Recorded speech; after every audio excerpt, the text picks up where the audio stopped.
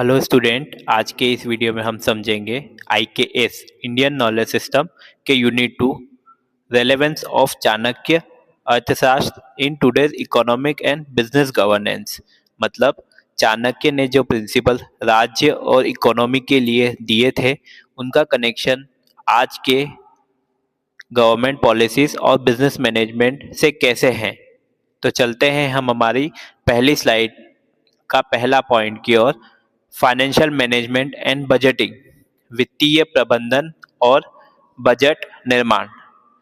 चाणक्य कहते थे कि टैक्स कलेक्शन फेयर होना चाहिए, इतना भी टैक्स मत लो कि लोगों पर बोझ पड़ जाए। जैसे गाय को दूध के लिए प्यार से धोना चाहिए, ज़्यादा धो देंगे तो दूध बंद हो जाएगा, वैसे ही ज़्यादा टैक्स से इकोनॉमी वीक हो जाती है। आज के टाइम पे GST सिस्टम इसी आइडिया को फॉलो करता है।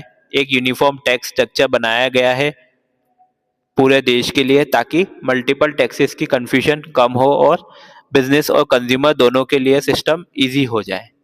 सेकेंड है public welfare and inclusive growth, जन कल्याण और समावेशी विकास। चाणक्य के हिसाब से रूलर का सबसे पहला फर्ज लोगों की भलाई है, उनकी फूड, उनकी हेल्थ, सिक्योरिटी, उनका रहने का ध्यान रखना, है ना। वो मानते थे कि अगर प्रजा खुश है तो राज्य ऑटोमेटिकली स्ट्रॉन्ग हो जाता है। आज हम देखेंगे आज हम देखते हैं कि स्कीम्स जैसे मनरेगा, रूरल एम्प्लॉयमेंट के लिए, आयुष्मान भारत, हेल्थ इंश्योरेंस, गरीब परिवारों के लिए, इसी वेलफेयर फर्स्ट गवर्नेंस को रिफ्लेक्ट करती है, जहां गवर्नमेंट इंक्लूसिव ग्रोथ पे फोकस करती है, सिर्फ GDP नंबर्स पे नहीं। थर्ड चीज है करप्शन कंट्रोल, भ्रष्टाचार नियंत्रण। अर्थशास्त्र में चाणक्य ने करप्शन के खिलाफ बहुत स्ट्रिक्ट स्टैंड लिया है। वो बोलते हैं कि जैसे मछली पानी पीते हुए पकड़ी नहीं जा सकती, वैसे ही करप्ट ऑफिसर का एग्जैक्ट फ्रॉड पकड़ना मुश्किल होता है। इसीलिए सर्विलियंस, ऑडिट और स्ट्रिक्ट पनिशमेंट जरूरी है। आज के दौर में digital India, UPI, direct benefit transfer जैसे इनिशिएटिव करप्शन कम करने में हेल्प करते हैं, क्योंकि पैसा डायरेक्ट अकाउंट में जाता है, मिडिलमैन या बिचौलियों का काम कम हो जाता है और ट्रांजैक्शन ट्रांसपेरेंट हो जाते हैं। फोर्थ है market regulation and trade policies, बाजार विनियम और व्यापार नीतियां। चाणक्य कहते थे कि राज्य को मार्केट मॉनिटर करना चाहिए, कोई होर्डिंग ना करे, मोनोपोली ना बनाए और प्राइजेस को आर्टिफिशियली मैनिपुलेट ना करें, वरना कॉमन लोग जो होते हैं, जो मिडिल मैन होते हैं, जो आम आदमी होते हैं, वो लोग परेशान हो जाते हैं। वो वेट और मेजर, क्वालिटी कंट्रोल वगैरह पर भी जोर देते हैं। आज इसी रोल को SEBI, RBI, competition commission, consumer protection law निभा रहे हैं। ये इंस्टीट्यूशन इंश्योर करते हैं कि फेयर कंपटीशन हो, इन्वेस्टर का पैसा सेफ रहे और कंज्यूमर को क्वालिटी प्रोडक्ट मिले। नेक्स्ट है डिप्लोमेसी एंड इंटरनेशनल ट्रेड, कूटनीति और अंतर्राष्ट्रीय व्यापार। चाणक्य ने अलायंसेस और स्ट्रेटेजिक ट्रेड रूट्स को बहुत इंपॉर्टेंस दिया है। वो कहते थे कि स्मार्ट डिप्लोमेसी से ही किंगडम अपनी इकोनॉमिक और मिलिट्री स्ट्रेंथ बढ़ा सकता है। आज के टाइम पे इंडिया की act east policy, free trade agreement, strategic partnership वैसे ही कम काम करते हैं। इनसे एक्सपोर्ट इंपोर्ट्स बढ़ते हैं, फॉरेन इन्वेस्टमेंट आता है और कंट्री को ग्लोबल इन्फ्लुएंस स्ट्रॉन्ग होता है। सिक्स्थ पॉइंट आता है role of law and order in economy, अर्थव्यवस्था में कानून और व्यवस्था की भूमिका।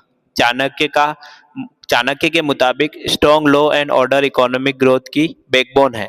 अगर कोर्ट वीक है, क्राइम ज्यादा है, कॉन्ट्रैक्ट एनफोर्स नहीं होते हैं, तो बिजनेसमैन इन्वेस्ट करने से डरते हैं। इसीलिए आज भी ease of doing business index में legal framework, contract enforcement, dispute resolution जैसे चीजें इंक्लूड की जाती है। जितना पावरफुल जुडिशियल सिस्टम होगा उतना ही इन्वेस्टमेंट फ्रेंडली इकोनॉमी होगी। सेवन पॉइंट आता है लीडरशिप एंड विजन, नेतृत्व और दृष्टि। कितना हम दूर तक सोच सकते हैं, कितना लंबे समय के लिए हम लोग सोच सकते हैं। चाणक्य कहते थे कि लीडर दूर तक देख सके, फ्यूचर के रिस्क और अपॉर्चुनिटी समझ सके और लोगों को परफेक्ट या लोगों को प्रोटेक्ट करें। यही रियल लीडरशिप है। लीडर को एथिकल होना चाहिए, डिसिप्लिन्ड और लॉन्ग टर्म थिंकर होना चाहिए, सिर्फ शॉर्ट टर्म फायदे पे नहीं। आज के कॉर्पोरेट वर्ल्ड में रतन टाटा, सत्या नडेला जैसे सीईओ इसी फोरसाइट का एग्जाम्पल है। उन्होंने अपने कंपनीज को ट्रांसफॉर्म किया, इनोवेशन पे फोकस किया और एम्प्लॉयज प्लस सोसाइटी के वेलफेयर को भी इम्पोर्टेंस दिया। ह्यूमन रिसोर्स मैनेजमेंट, मानव संसाधन प्रबंधन। अर्थशास्त्र में right person for the right job पर बहुत डिटेल में बात की गई है। चाणक्य सिलेक्शन, ट्रेनिंग, मोटिवेशन और डिसिप्लिन के क्लियर रूल्स देते हैं ताकि लॉयल और कॉम्पिटेंट टीम बन सके। ये आज के एचआर प्रैक्टिसेस जैसे ही है। Recruitment process, training and development program, performance appraisal और इंसेंटिव सिस्टम, इससे ऑर्गेनाइजेशन को प्रोडक्टिव एम्प्लॉयज मिलते हैं और टर्नओवर ज़्यादा होता है। Corporate ethics and governance, corporate नैतिकता और प्रशासन। चाणक्य ने इंटीग्रिटी, अकाउंटेबिलिटी और ट्रांसपेरेंसी को नॉन नेगोशिएबल माना है। वो कहते हैं अगर ऑफिशियल करप्ट हो गए तो राज्य अंदर से टूट जाता है, चाहे बाहर से कितना भी स्ट्रॉन्ग दिख रहा हो। आज corporate governance norms, independent director, audit committees और कंपनीज एक्ट 2013 यही इंश्योर्स करते हैं कि कंपनीज अपने शेयर होल्डर्स और सोसाइटी के सामने ट्रांसपेरेंट रहे। ये मॉडर्न वर्जन है चाणक्य के क्लीन एडमिनिस्ट्रेशन कॉन्सेप्ट का। तो आई होप इतना अभी तक समझ में आया होगा। कुछ और उन्होंने लीडरशिप स्ट्रेटेजीज दी थी जिसको अपन लोग डिस्कस करते हैं। अगला पॉइंट है हमारा रिस्क मैनेजमेंट एंड स्ट्रेटेजी, जोखिम प्रबंधन और रणनीति। अर्थशास्त्र डिप्लोमेसी और स्ट्रेटेजी के लिए फेमस है। चाणक्य कहते थे कि हर रूलर को इंफॉर्मेशन गैदर करनी चाहिए, एनिमीज, एलाइज, इंटरनल थ्रेट सबके बारे में, ताकि रिस्क को पहले ही हैंडल किया जा सके। बिजनेस वर्ल्ड में यही चीज़ें स्वॉट analysis, risk audit, scenario planning, competitive intelligence के फॉर्म में दिखती है। कंपनीज अपने स्ट्रेंथ, वीकनेस, मार्केट अपॉर्चुनिटीज और थ्रेट एनालाइज करके स्ट्रेटेजीज बनाती है जिससे सर्वाइवल और ग्रोथ दोनों पॉसिबल होते हैं। नेक्स्ट है क्राइसिस मैनेजमेंट, संकट में कैसे हम लोग या संकट प्रबंधन, संकट में हम लोग कैसे हमारा मैनेजमेंट करेंगे। चाणक्य रूलर्स को एडवाइस करते थे कि famine, war, natural disasters, internal revolts के पहले से प्लान रेडी रखो, फूड ग्रेन का रिजर्व बना के रखो, ट्रेजरी स्ट्रॉन्ग रखो, आर्मी प्रिपेयर रखो। आज जब हम कोविड-19 पेंडेमिक को देखते हैं तो समझ आता है कि रिसाइलेंस और डिजिटल एडाप्टेशन कितनी ज़रूरी है। जो गवर्नमेंट और बिजनेसेस पहले से contingency planning, digital tools, work from home, online services invest कर चुके थे, उन्होंने क्राइसिस को बेटर हैंडल किया। इसी को देखते हुए हम लोगों ने भी हमारा एजुकेशन सिस्टम भी ऑनलाइन हो गया था। जब कोविड-19 इंडिया में आया था तो काफ़ी चीज़ें डिजिटलाइज हो गई थी, सब लोगों को ऑनलाइन पढ़ना आ गया था, सब लोग ऑनलाइन क्लासेस ले रहे थे, राइट। तो हम लोगों ने भी उसको हैंडल किया था। इनोवेशन एंड एडाप्टेबिलिटी, नवाचार और अनुकूलन क्षमता। चाणक्य एक पॉइंट क्लियरली बोलते हैं, समय के हिसाब से नीति बदलनी चाहिए। अगर सिचुएशन चेंज हो रही है तो रूलर को भी अपने मेथड चेंज करने चाहिए। रिजिड सोच से हर प्लान फेल हो सकता है। आज की एरा में यही चीज़ न्यू टेक्नोलॉजी अडॉप्ट करना में दिखाई देती है। जैसे कि नोकिया ने क्या किया था, अपनी नई टेक्नोलॉजी अपडेट नहीं की थी, इसीलिए वो बहुत पीछे रह गया। सेम वैसे ही आज इलेक्ट्रिक का ज़माना है, इलेक्ट्रिक व्हीकल्स आ गए हैं, रिन्यूएबल एनर्जी है, डिजिटल पेमेंट्स है, एआई टूल्स है। जो कंपनीज और गवर्नमेंट फास्ट अडॉप्ट करती है वही लॉन्ग रन में सक्सेसफुल रहती है। नेक्स्ट पॉइंट है corporate social responsibility, CSR, corporate सामाजिक उत्तरदायित्व। चाणक्य का फोकस थॉट है कि राजा की खुशी प्रजा की खुशी में है। अगर लोग दुखी है तो राजा या रूलर जो भी है वो सक्सेसफुल नहीं माना जा सकता। इसका मतलब पावर का अल्टीमेट पर्पस पब्लिक है, राइट। वो जैसा रहेगी, पब्लिक जैसी रहेगी, वहाँ का राजा वैसा, उतना उसका इतना ही नाम होता है। वहाँ पर प्राइवेट लग्जरी नहीं चाहिए।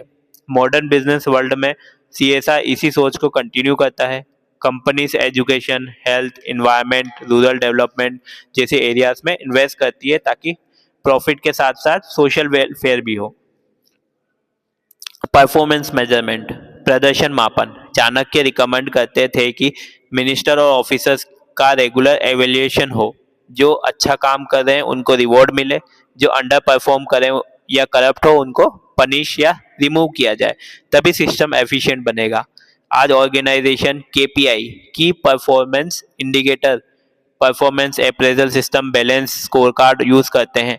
इन टूल से एम्प्लॉयज के टारगेट क्लियर होते हैं, उनका परफॉर्मेंस मेजर होता है और प्रमोशन, बोनस डेटा के बेसिस पर डिसाइड किया जाता है। ठीक है, आई होप अभी तक आपको ये 14 पॉइंट समझ आए होंगे। कुछ और पॉइंट जो चाणक्य ने डिस्कस किए थे अपन उसको डिस्कस कर लेते हैं। Negotiation and diplomacy in business, व्यवसाय में वार्ता और कूटनीति। अर्थशास्त्र का मंडाला थ्योरी बताती है कि कौन नेबर दुश्मन है, कौन आस पड़ोसी में दुश्मन है, कौन फ्रेंड है, कौन न्यूट्रल है, और हम कैटेगरी के साथ कैसे डील कर सकते हैं, हम लोग अलग अलग कैटेगरी के लोगों के साथ कैसे डील कर सकते हैं। नेगोशिएशन, अलायंस या प्रेशर को कैसे हम लोग हैंडल कर सकते हैं। बिजनेस वर्ल्ड में यही logic joint ventures, strategic alliances, mergers and acquisitions में यूज होता है।